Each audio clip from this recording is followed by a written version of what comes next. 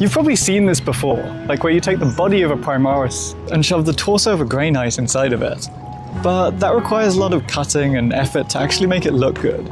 So I've got a much more simple idea. Just the Deathwing Knight Terminators. They're just blue tacked for now, because I like to mock things up to make sure I've got some nice dynamic poses.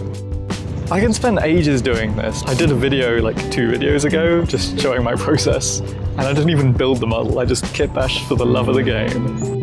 By the way, that grey stuff is an epoxy putty, just like Millipat or something.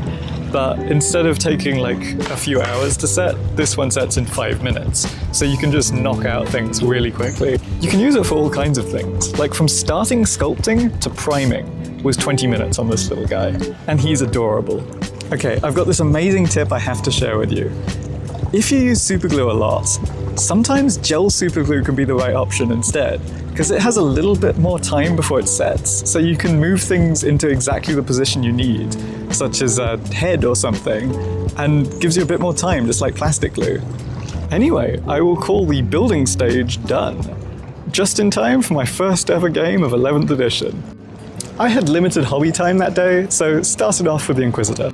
I'm running my Imperial agents as Ordo Xenos for literally one reason, and that is the stratagem Rapid Tactical Relocation. It gives your guy uppy-downy. But in order to use it, they either have to be an Ordo Xenos unit themselves or be led by an Inquisitor. So to get a dark silver base coat, I mix my bright metallic silver with black, which gives you something a lot less metallic than just simply using a dark silver. I think that silver looks best when it goes from dark to light and also from metallic to not very metallic. Like in any other context, you want to paint on your highlights instead of leaving it up to the room's lighting. For an insane time-saving hack, put your wash directly on the model and then spread it around with a brush. Using a palette for washes is for cowards. After washing, you do want one more layer of highlights because the wash does dull everything down a little bit. I'm doing my best to paint up this demon similar to my pink horrors from my Tzeentch army, but comparing them, I'm not quite there. I did the eyes in white with a blue wash just to make it look all psychic. Unfortunately, I lost my bottle of stinky gloss varnish, so I can't make my own blood effects and I'll have to go get more. Off to Siam.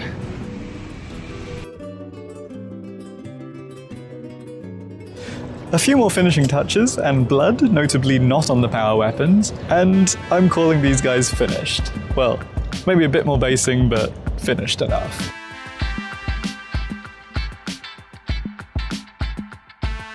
By the way, I've got a record-breaking 7 new subscribers from my last video, so either I am improving at this, or you guys really like my feet. Either way, thank you very much.